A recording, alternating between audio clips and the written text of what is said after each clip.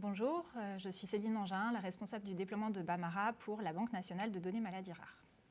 Je vais donc répondre à ces questions-réponses pour la BNDMR et on va donc parler de qu'est-ce que c'est que la BNDMR, à quoi ça sert, comment ça marche et qu'est-ce que c'est que le set de données minimum et enfin pourquoi les centres de référence et les centres de compétences doivent la compléter.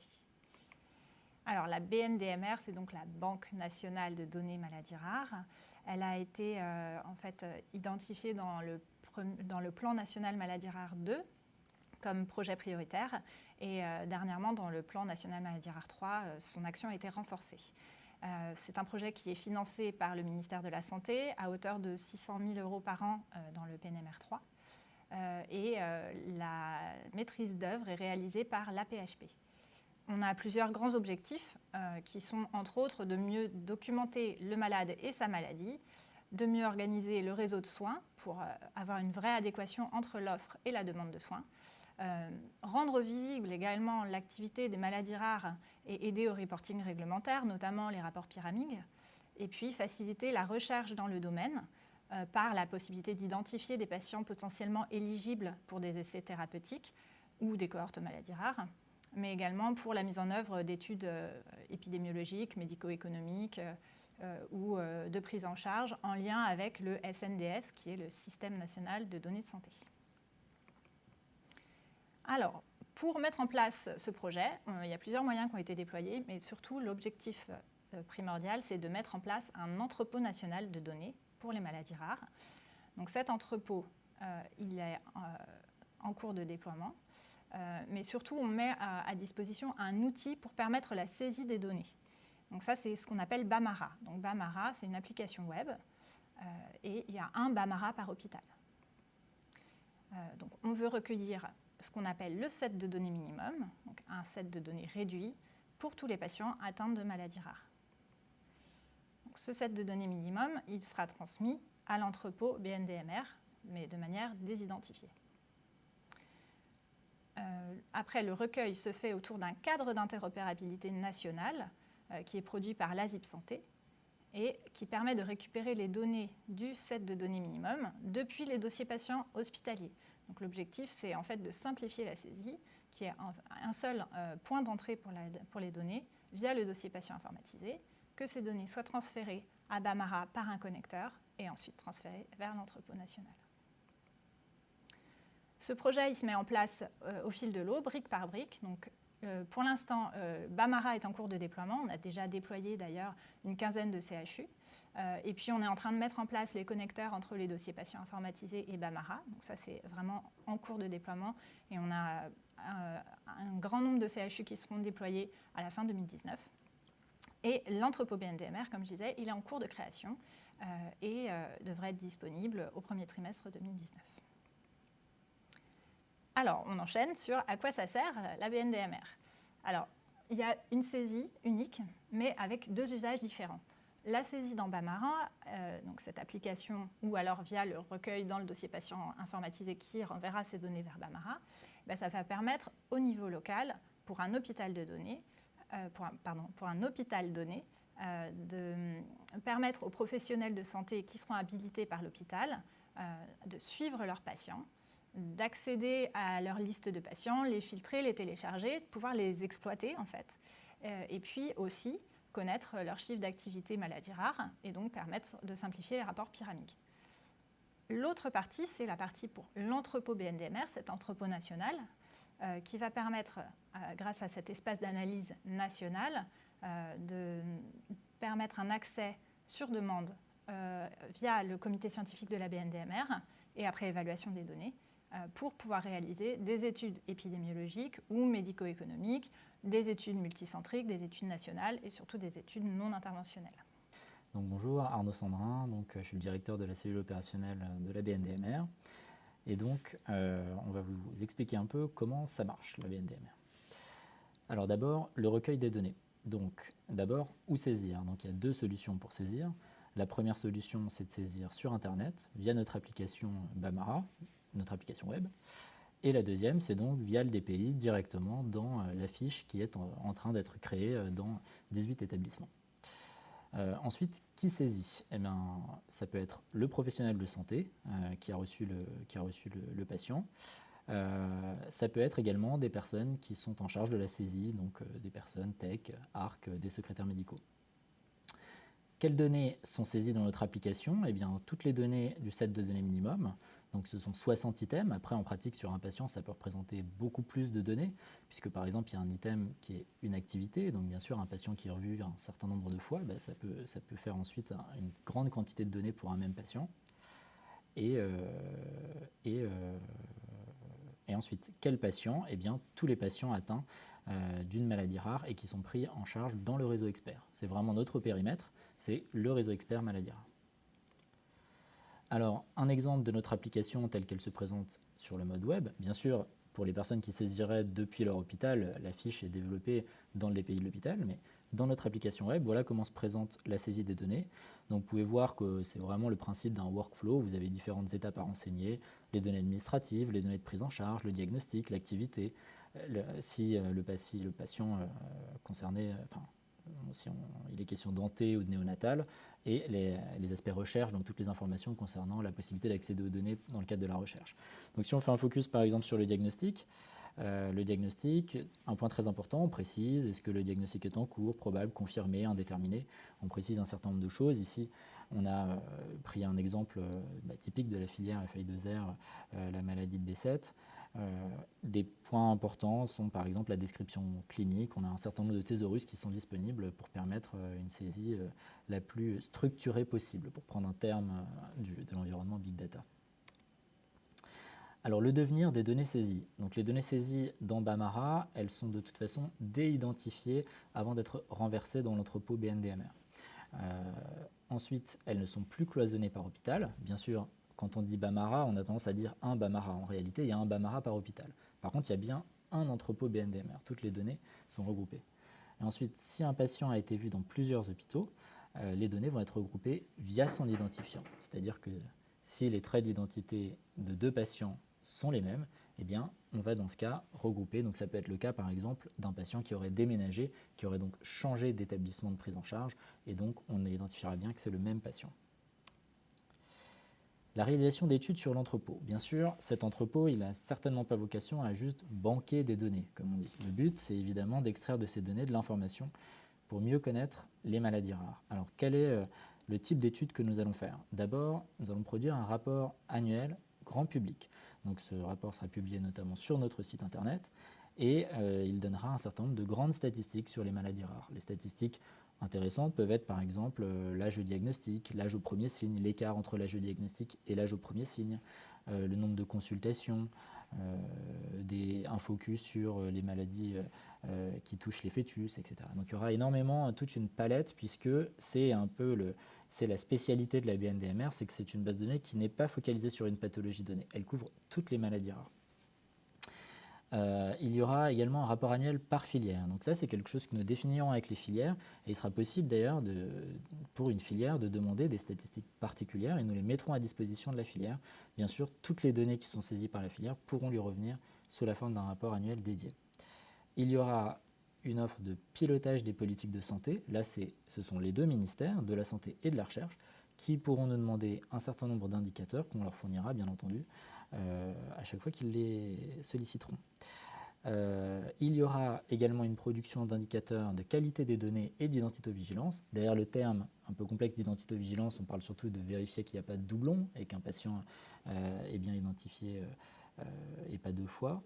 Et il y aura également dans notre offre standard, c'est-à-dire quelque chose qu'on fera vraiment de manière très simple, très simplifiée, très accessible, l'étude de faisabilité. Donc l'étude de faisabilité, c'est typiquement un chercheur qui cherche à savoir si une étude est réalisable, à savoir est-ce qu'il y a assez de patients, où se trouvent ces patients. Ce sont des choses qu'on peut mettre à disposition aussi de manière très standard. Ce qu'on dit dans standard, c'est que toutes ces procédures seront couvertes par notre autorisation CNIL. Donc il y aura des démarches réglementaires extrêmement réduites et d'un point de vue technique, nous pourrons fournir les résultats de l'étude automatiquement. Bien sûr, ça ne s'arrête pas là. Des études en plus pourront être faites. Donc ce sont des études que d'un point de vue juridique on appelle les études non interventionnelles impliquant ou non la personne humaine. Et ces études pourront être faites modulo un certain nombre de critères et le respect des autorisations préalables Et là encore, nous serons facilitateurs d'un point de vue statistique. Nous pourrons potentiellement réaliser l'étude nous-mêmes ou faire tourner sur nos PC un script réalisé par un statisticien qui voudrait un protocole particulier, voire aller jusqu'à une extraction de données dans le cas d'un chercheur qui respecterait un certain nombre de critères de sécurité.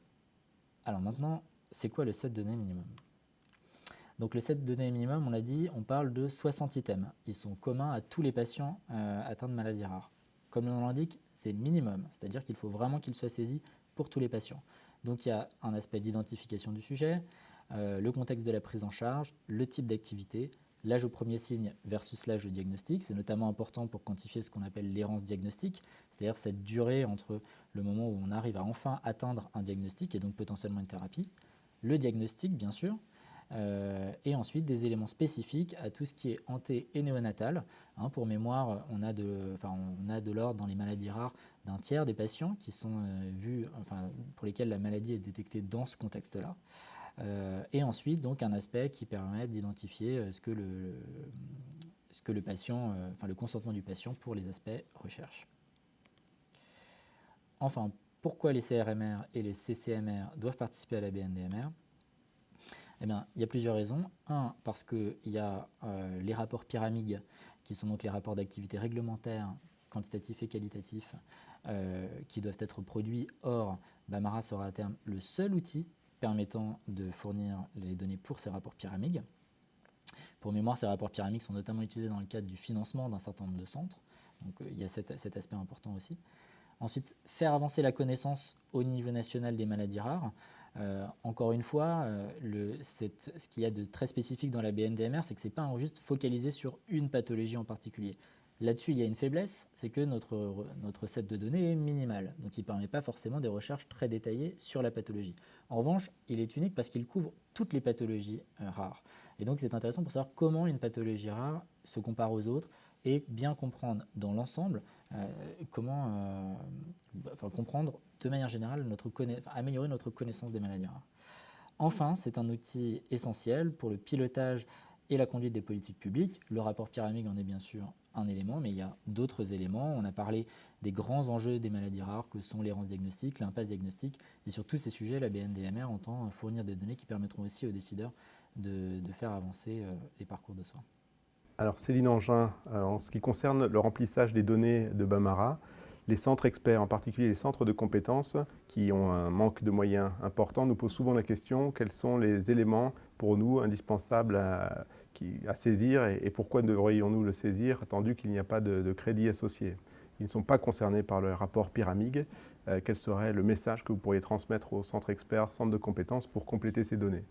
Alors déjà, dans les 60 items du set de données minimum, seuls un peu plus de la moitié sont vraiment obligatoires. Et dans ça, il y a notamment les données d'identification du patient, qui représentent déjà au moins une dizaine d'items.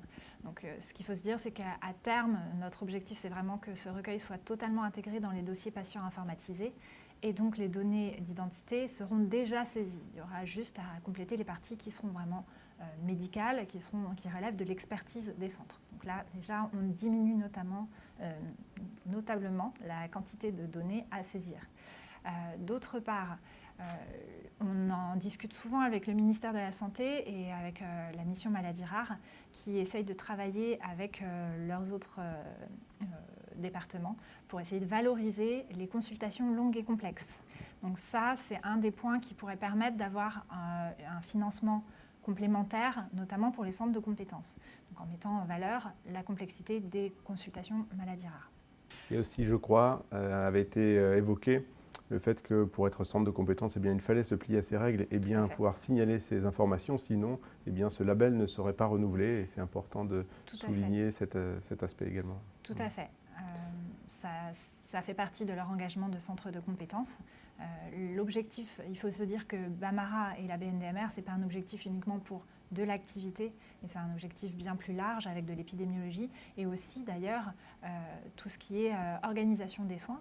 Et donc identifier que beaucoup de patients sont pris en charge sur un centre de compétences peut montrer que ce centre de compétences a peut-être une valeur de centre de référence, donc peut-être une requalification de ce centre pour le prochain appel à projet. Et d'autre part, c'est montrer que dans certains hôpitaux qui ne sont finalement que labellisés centres de compétences, il y a peut-être une expertise particulière à mettre en avant et peut-être un besoin supplémentaire de centres à créer pour avoir une meilleure organisation des soins sur le terrain. Donc ça, c'est l'autre aspect. Vis-à-vis du statut du diagnostic, il peut être en cours ou confirmé. Est-ce que seuls les diagnostics confirmés sont pris en compte par Pyramig ou les diagnostics en cours sont également considérés? Tout à fait. Pyramig prend en cours, probable, confirmé et non déterminé, puisque cette partie-là, elle est très importante également. Donc tout patient entré dans Bamara sera comptabilisé pour Pyramig. J'insiste d'ailleurs sur le fait que parfois vous avez des patients qui viennent pour une suspicion de maladie et il s'avère qu'ils n'ont pas cette pathologie. L'activité réalisée pour ce diagnostic différentiel est bien comptée dans votre activité maladie rare parce que le patient est bienvenu vous voir pour votre expertise et donc ça vous permet d'avoir ça également comptabilisé pour Pyramig. Pour les centres experts qui saisissent les données via un système connecté, est-ce qu'ils ont accès aux données Bamara sur l'application Bamara par ailleurs? Alors c'est ce qui est prévu en effet. Puisque là, le mode connecté est en train de se déployer, donc pour l'instant, on n'a pas de cas officiellement totalement déployé. Ce qui se passe, c'est que la saisie pourra se faire sur le dossier patient informatisé. Les données seront envoyées de manière automatique vers Bamara. Et ce qu'on souhaite, c'est que les utilisateurs puissent également aller sur Bamara. Comme ça, ils peuvent accéder à leur liste de patients, ils peuvent les extraire, ils peuvent les consulter, ils peuvent en faire finalement les études qu'ils veulent. Mais surtout, ils pourront consulter les chiffres qui seront transmis à terme à Pyramig. Donc certains dossiers patients informatisés vont prévoir d'avoir tous ces indicateurs et tous ces suivis et tous ces outils directement dans le dossier patient informatisé. Donc finalement, l'accès à Bamara ne sera pas forcément très utile. Mais par contre, pour tous ceux qui n'auront pas cette chance, Bamara sera bien sûr à leur disposition.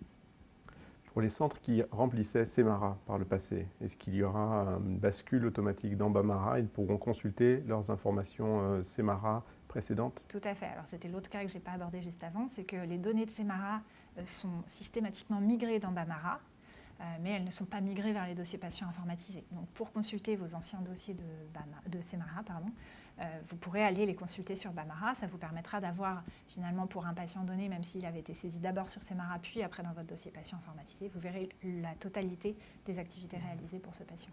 Donc Arnaud, vis-à-vis des questions sur la BNDMR et l'entrepôt BNDMR, est-ce que vous avez prévu de croiser les informations de la SNIRAM ou de la Sécurité sociale avec les informations BNDMR? Tout à fait, c'est prévu et on travaille d'ores et déjà avec la CNAM sur ce sujet. En effet, la BNDMR, sur les aspects recherche, a un certain nombre d'enjeux dont on a déjà parlé et des enjeux pour les études économiques et sociales autour de la question des maladies rares. Donc pour ce faire, le croisement entre la BNDMR et les données du SNDS est essentiel. Donc on a déjà envisagé une solution pour faire cet appareillement qui sera le NIR, qui sera donc obligatoire à partir de 2020. Et donc, ce sera sans doute cet élément-là qui nous permettra de faire un appareillement précis entre les données de la BNDMR, qui inclut des données sur les maladies, mais par contre aucune donnée financière, et les données du SNDS, qui, elles, à l'inverse, ont tout un aspect tarification, mais par contre n'ont pas connaissance de la maladie, du diagnostic. Vous avez dans votre équipe des bioinformaticiens qui sont à l'aise avec les big data pour faire ce type d'analyse? Oui, tout à fait. Notre équipe est une équipe de 10 personnes, la cellule opérationnelle de la BNDMR, qui pour moitié est constituée de développeurs, puisque nous développons nous-mêmes notre application, c'est une application maison. Et pour une autre moitié, c'est une équipe de data scientists et de spécialistes de communication, puisqu'il y a aussi ces aspects importants. Donc oui, nous avons des data scientists, nous avons des développeurs qui sont tout à fait à l'aise avec ces technologies. Si un centre expert de compétences, même qui renseigne les informations de la BNDMR, souhaite avoir une étude ou conduire une étude à l'aide des bioinformaticiens, c'est envisageable, il y aura des appels d'offres. Est-ce qu'il pourra solliciter cette cellule pour récupérer quelques informations Tout à fait. Alors, comme on l'a dit, nous, je dirais, il y a un certain nombre d'éléments, on va de toute façon le prévoir. Ce sera déjà codé d'office. Donc, nous, on dit toujours, pour les personnes qui voudront faire de la recherche sur la BNDMR, on leur fournira 2 accompagnements. Un accompagnement juridique, puisqu'on a l'expertise sur notre entrepôt et sur les différents types d'études qui peuvent être conduites dessus, et une expertise technique, pour faciliter un certain nombre de choses. Donc par exemple, il y a un certain nombre de statistiques qu'on produira immédiatement. Comme on dit toujours, nous on ne peut pas s'engager à tout réaliser, puisqu'après tout, rien n'empêche un statisticien qui souhaiterait mettre en place une technique statistique très, très spécifique, très complexe. Nous, on ne peut pas forcément s'engager à être capable de toutes les mettre en œuvre. Mais pour un très large scope de techniques statistiques, elles seront disponibles et c'est nous qui les mettrons en œuvre. Vis-à-vis de l'information aux patients pour l'intégration des données dans la BAMARA, il est recommandé d'avoir une information au sein, par exemple, des livrets d'accueil que l'on donne dans les hôpitaux, et en plus de l'information verbale que l'on donne et éventuellement des notices qui sont présentes au moment de la consultation. Néanmoins, on a eu quelques retours de centres qui ont des difficultés à l'intégrer au sein du livret hospitalier qui est déjà très large. Qu'est-ce que l'on peut recommander? Alors ça reste quelque chose qui est tout à fait obligatoire. Le recueil, non pas du consentement, mais de la non-opposition du patient est quelque chose qui est complètement de la responsabilité de la personne qui saisit les données. Donc quand la personne saisit les données, elle s'engage à avoir informé le patient que les données allaient être saisies. Donc nous, n'étant pas nous-mêmes ceux qui saisissons les données, nous ne pouvons pas aller plus loin que mettre à disposition un exemple de fiche d'information. Donc c'est ce que nous ferons, que nous enverrons à tous les centres pour qu'ils puissent informer d'une manière déjà toute préparée les patients concernant cet entrepôt BNDMR. En revanche, charge à eux quand même de réaliser cette information. Est-ce que l'information qui traite le dossier informatique patient au sein des livrets peut se substituer à l'information BAMARA? Tout à fait, oui, absolument. Dans le cas du mode connecté, cette information qui est au sein du DPI peut tout à fait se substituer.